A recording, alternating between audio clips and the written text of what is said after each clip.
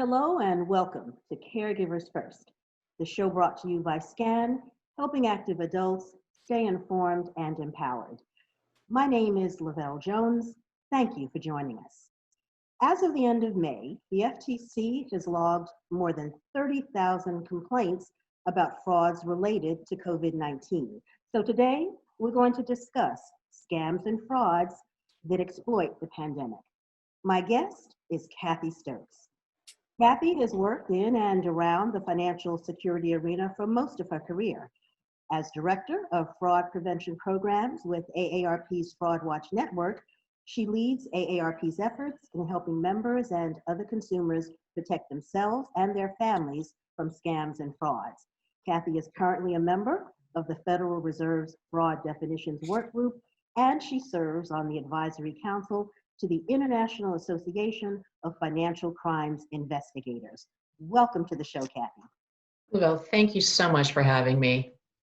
It is our pleasure, and we're looking forward to a wonderful discussion today. So I'd like to start us off by asking you to share with us what the Fraud Watch Network is seeing and hearing about COVID scams. Well, first, let's start with the fact that we want to know what is it the scammers are up to, right? They're coming after us because they want our money, or they want sensitive personal information that can lead to stealing our identities to get money that way. So the bottom line, it's money, money, money. And they're coming out of the woodworks. They follow the headlines just like we do, and they look for every opportunity that they can to typically impersonate somebody to try to get you to take an action. So in the health space, we see a lot of offers for cures and treatments. I myself got a text saying I could click on the link to reserve my future vaccine in my name.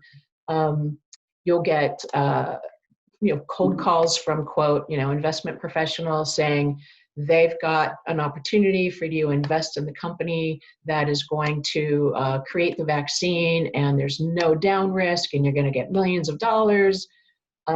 Even scams around contact tracing. I don't know if that's happening in New Jersey yet, but we know that scammers are sending people texts saying, you were with somebody who was tested positive, click on this link right away. And that's not how the health departments are doing this. You click on that link and it downloads malicious software onto your device trying to steal your credentials, your login information, and it's really scary stuff. So that's the health side. And on the economic side, it's all about those stimulus payments. It's, how can they get a piece of the $1,200 or so that 150 plus million people are receiving? They're calling, pretending to be from the government. Even before the bill was signed into law, they were calling and saying, I need your bank account information. I'm from the federal government and I want to deposit your Trump dollars. And there's still activity happening around that. For those who haven't gotten their checks yet, there are people calling and emailing and putting ads out that are fake saying, we can help you get your stimulus faster. But it's just a whole lot of related activity out there. Oh, what a broad category of different frauds. I wanted to ask you, have you been seeing any frauds related to cures and perhaps investing in new cures? Have you seen those come up as well? Yeah, as I was saying, there is a lot of that. I mean, we really, off the bat, started seeing that more than anything. There have been dozens of companies that have been fined by the Federal Trade Commission for making false statements. There have been probably a dozen or more companies that have been taken off the trading platform by the Securities and Exchange Commission because they were suggesting strongly that they were the ones that were going to provide the cure or the treatment. So federal authorities are out there and they're looking for bad actors who are legitimate. It's a little bit harder to find the scammers, but they're going after the legitimate bad actors. I see. Okay. Let me ask you, are older adults more likely to be targeted by scammers? I think most people would say, yeah, that's probably right. But in fact, younger people report much more often being a target or a victim of a scam or fraud. But the reality is, when it's an older victim, they lose so much more money, and it stands to reason because they have more. You know, they've got maybe a social security check, maybe a pension. They may have savings that, you know, allowed them to get into retirement, housing, wealth, the whole thing. So if a scammer goes after an older person, it's most likely because they think that's where the money is. I Right. see. And I asked the question because I've heard during discussions about fraud that sometimes older adults are assumed to be more receptive to getting phone calls from someone. They're more likely to hang on the line and listen to someone. Have you found that to be the case? Absolutely. And, you know, it's cultural. I mean, when my mom was a kid, they got a phone installed in their house for the first time, and that was huge. And they've always looked at it rather iconically. And they've also, you know, they grew up being very polite and answering the phone no matter who called. And even my own mom, I can't get her to not pick up the phone. I got her a big ID spell out, and if it's not your daughter's and if it's not somebody you know, let it go to your answering machine and then decide whether or not to pick it up. But it's against her nature. Yes, I absolutely understand that. I actually had to train myself over a number of years to feel comfortable not answering the phone if I didn't recognize the number. So I understand that. And before I leave the topic of older adults, I did want to ask you about a scam that I was made aware of a couple of years ago that does actually focus on grandparents and their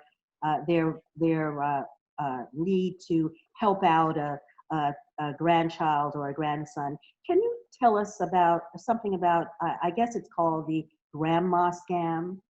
Yeah, grandma scam, grandparent scam. It's so pernicious. A scammer will call usually late at night, hoping that the person they're calling is a little bit asleep or getting ready to sleep, isn't sort of thinking clearly. They'll say, you know, Grandma, it's me. And as a grandma who gets immediately alert because it's her grandson, she'll say, Michael, is that you? And he'll say, yeah, it's me, Michael. Listen, I was traveling with some friends. We went over the border into Mexico and we got into some trouble. I'm in a jail down here. And Grandma, please don't tell Mom and Dad. I just need you to wire $3,000 down here so I can get out. Please don't tell Mom and Dad.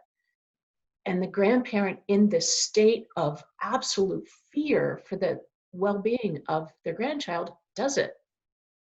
And then they find out later that it wasn't true at all. And there's even a COVID twist now. Grandma, I spiked a fever. I was on my way to the hospital. I got pulled over. I don't have my driver's license. They're going to put me in jail. I need your help right now. Oh, as you said, that is so pernicious. But thank you for giving those details, because I am aware of two folks over the past several years who have received those types of calls. So it's important that we're aware of them. I want to continue on and let's drill down a bit. How do these scammers actually reach their targets? So what are some of these scams that are out there? Well, every communication channel that is available to reach us, they are using. They will call by phone. Often it's a robocall, so it's auto-dialed and it's called from, you know, somewhere in Africa or China or Nigeria, and it goes out to, you know, tens of thousands of numbers at a time. And then when somebody picks up the phone, they hear a robocall message and are asked to press a number to, you know, talk to them or to call back a number. That's one big way. That's the biggest way. But they also use text. They also put fake web pages out there. You know, about 90% of the web pages that came up with coronavirus in the domain name were fraud. 90%. And that's incredible. Yeah. Yeah. So, and then they put up fake ads on websites. They put up posts in social media. And then they use something called phishing, where you'll get an email that looks extremely legitimate. It's from your bank. It's from Amazon with a problem about your account. Everybody's using some form of delivery these days. Or it's the postal service and they need you to attend to something to be able to receive a package. So you click on a link. And when you click on that link, one of two things happen. It either goes in and says, okay, fill out your credentials, username, password, and then they have it. Or just by clicking on that link, they download the malware I was talking about before, and it infects your system and it collects all of your keystrokes, passwords, usernames, account numbers. Yeah. That's incredible. Tell us about, or are there scams that focus or involve senior centers or senior citizen centers? Are you aware of anything like that? Yeah. One of the big ones that hit last year was a Medicare fraud. So these scammers would show up in trucks, in a big truck with something that made it look like they were from the health system, and they would offer free Medicare DNA testing, which Medicare offers to people in stage 4 cancer and other limited situations. Mhm. So they'll go in and they'll say these are free. They even do a swab and send it off to a lab and collect your Medicare number for it. Well, what they're doing with that Medicare number is that they're setting up this they have a fake lab. They have a doctor who's writing the prescription for that. They're billing Medicare upwards of $12,000 per swab. And they're not even getting seen by a lab. It's a total scam. And sometimes people say, well, that's the government losing money, so where's the crime? Well, it's our dollars, right? It's supporting a very, very important program. And estimates are that Medicare loses $60 billion, with a B, $billion to waste, fraud, and abuse every year. And they just know how to do it. That's devastating. I also want to ask you, are there scams that are based on door-to-door contact? I know years ago, perhaps not so much now, but years ago there would be, door-to-door salesmen coming by. Are door-to-door scams still around today? And if so, can you tell us a little bit about those? Yeah, they still are. I'm concerned because I just read something this morning that an effort to try to get out the vote is happening, and they're starting to go door to door again. And I don't want anyone to answer their door during a pandemic. And so that bothers me. But, legitimate contractors, sometimes if they're looking for work, they'll knock on the door and say, hey, I was just doing a job down, I'd like to offer you. But more times than not, that's a complete scam. You'll get a knock on the door. In this case, it's a contractor saying, hey, I just finished work 2 blocks down the road. I've got some extra materials. I can make you a real deal. I see you need a new roof. Or, something like that. And if you're not careful, you end up in a deal and you give this person money and they go away and you never get the job done, or you get a really shoddy job. Yeah. And, you're out the money and the work. That can be devastating. Cathy, I want to continue this discussion, but right now we're going to take a quick break. We'll be right back. You probably already know that rehabilitation is a must for successful recovery from surgery, injury, or serious illness. What you may not know is that you're free to choose where you go for rehab. In Monmouth and Ocean County, the compelling choice is CareOne. Where you choose to go for rehab matters, and with CareOne, you have 4 convenient locations to choose from in Monmouth and Ocean counties. CareOne at Jackson, CareOne at Wall, CareOne at Homedale, and CareOne at King James in the Atlantic Highlands. At CareOne, you'll work with a team of experts to develop a plan based on your needs and goals.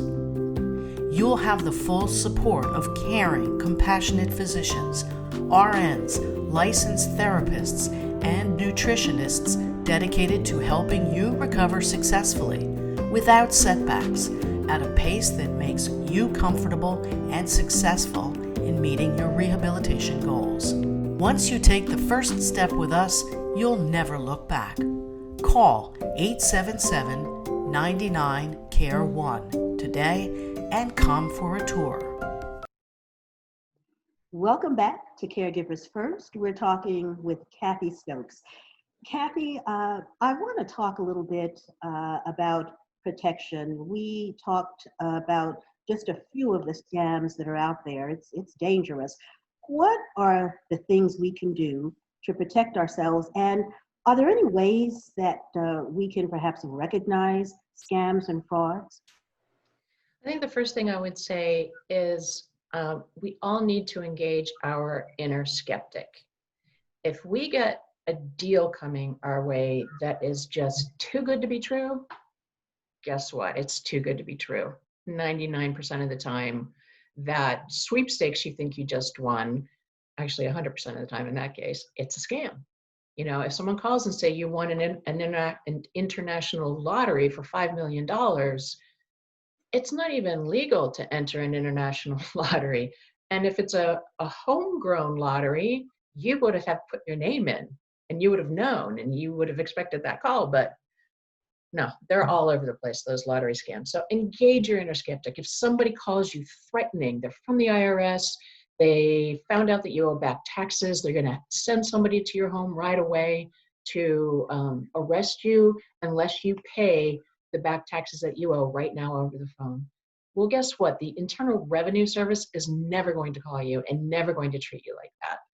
They do have bill collectors for people who have back payments that they owe, but that's just not the way it's done. If you get a call saying you missed jury duty and you have to pay the money right away over the phone, that is a scam 100% of the time. So the government's not calling you. If they say they're from the government and you don't already have something going on where you're talking with that agency, it is a scam. And also Medicare scams are all over the place. And so when you get those phone calls or you see those ads that say you can get free medical equipment or free diagnostic testing, all you need to do is provide your Medicare card number, that's a scam. You can't get any of that unless your doctor prescribes it. So those are the things to look for. Never share your social security number with anybody. Unfortunately, when these, I don't know if you know this, but the recent stimulus payments went out to 4 million people in the form of a debit Visa card. Yes. Nobody knew it was going to come that way. A lot of people thought it was just junk mail through the way. Some people thought it was a scam because when they called the number to activate it, they had to put in their social security number. And we tell people never do that. But in this case, it was legitimate. I see. And that's a common situation that I think we encounter. I've gone places in the past, for example, a doctor's office, a new visit, and very often they'll ask you to put down your social security number. What do you advise in those situations? Don't put down your social security number. Just don't do it, and they won't ask you for it. And if they do, you tell them you are not comfortable sharing your number. It's the key to identity theft. And if they need something, you can give them the last four. I see. Okay, that's good advice. Let me ask you also about situations where perhaps one is not sure that it's a scam. What kind of verification steps would you recommend for someone who's not sure it's a scam, they want to find out more? There are a couple things. If you get a phone call from somebody claiming to be from, let's say, a government agency, and they give you a number to call back, it's a robocall and it's in a voicemail. Look that number up. Do you still have an old phone book? Look in the blue pages and see if you can see the government numbers there. Or go online, if it's Internal Revenue Service, go to irs.gov and look for that number. And if it's not on there, it's not the IRS. And the other thing too is I think it's really important. It's very difficult in this time of social isolation, but talk to somebody about it before you take an action. If you have a grandchild or a cousin or a friend that you see, you see on Zoom sometimes, say, hey, I got this thing and I'm not really sure. What do you think? And then we always have the opportunity for you to call our AARP Fraud Watch Network helpline. I'll give you that number in a second. And these are trained fraud specialists You can call them to report a scam. You can call them to say, hey, I got this offer. Help me see if this is real or not. Or if you have fallen victim to a scam, they can help you as well. And that number is 877-908-3360. And you don't have to be a member or of a certain age to make that phone call. That's great information. Thank you so much, Kathy.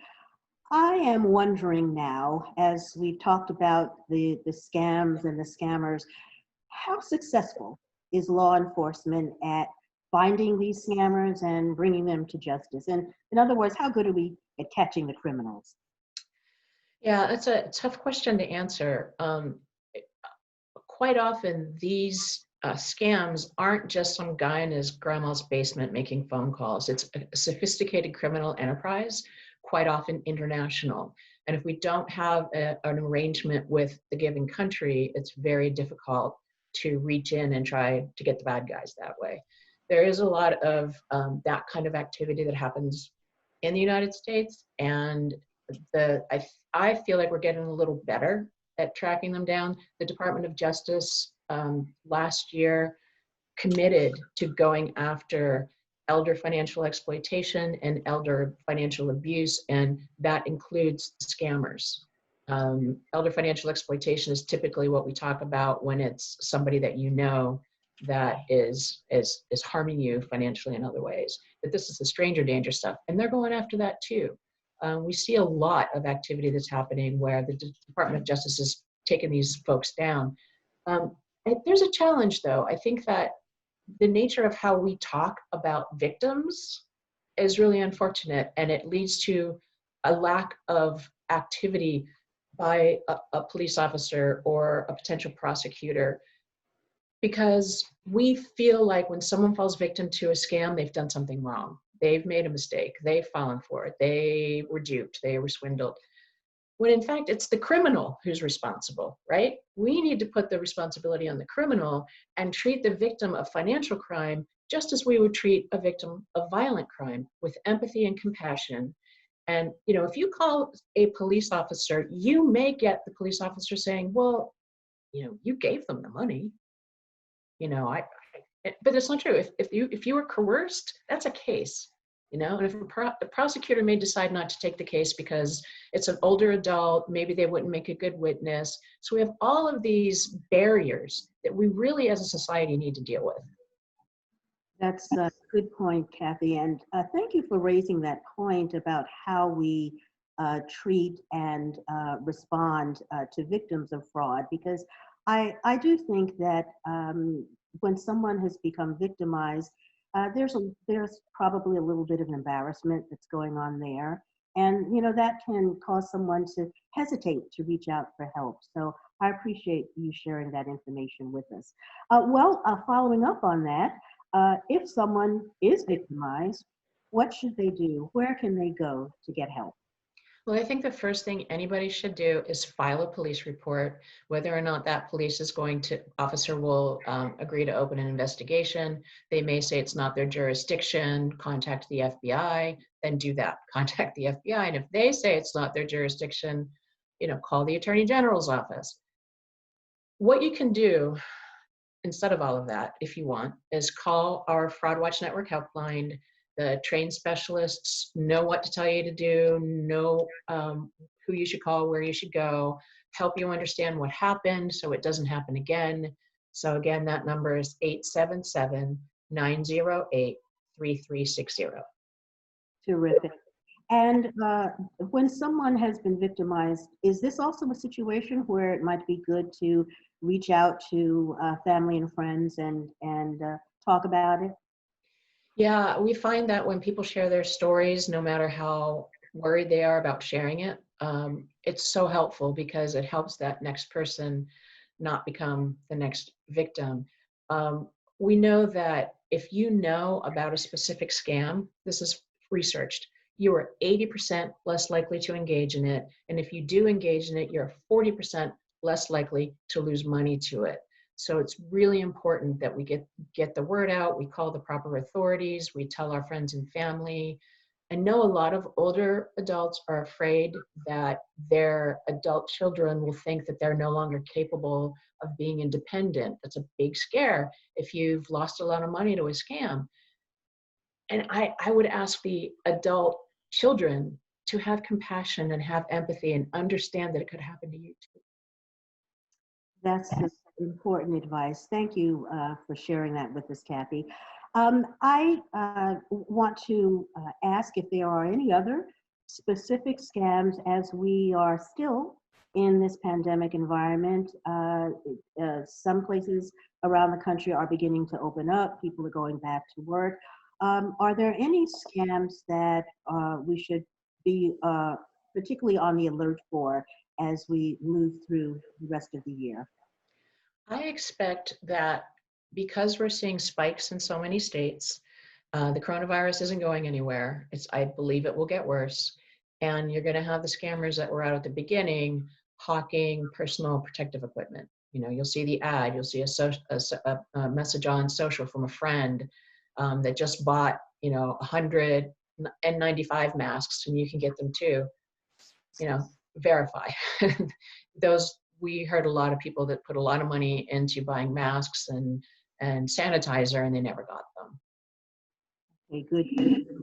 And one other that I would like to add for our viewers is going back to something that you said earlier about scammers who are using the phone to reach targets. So I think we also should be very vigilant about the phone calls that we accept and the information that we're getting through these robocalls and others, because they do, for me personally, they seem to tick up during times of crisis or during times of national emergencies. So I'm always on the alert for more phone calls. Yeah. Well, one of the things I think everybody should do, even if you've done it before, but it's been a long time, go to www.donotcall.gov. Put all of your phone numbers on that. It used to be that you'd put your number on there and 3 years later it would drop off. That's permanent now. So everybody go and do that, because if a call gets through, it's probably legitimate, because legitimate telemarketers aren't going to call you if you're on that list. I see. Thank you so much, Kathy. And thank you for all of this information. It has been a truly enlightening discussion. I learned some things that I'm definitely going to share with my family and friends. And I want to thank you so much and ask you to come back and visit us again in the future if you can. I would love to. Thank you so much. Thank you, Kathy. And thanks to all of our viewers for joining us today. I do hope that you found the information valuable as well. Please join us for the next edition of Caregivers First. Until then, stay safe and take care.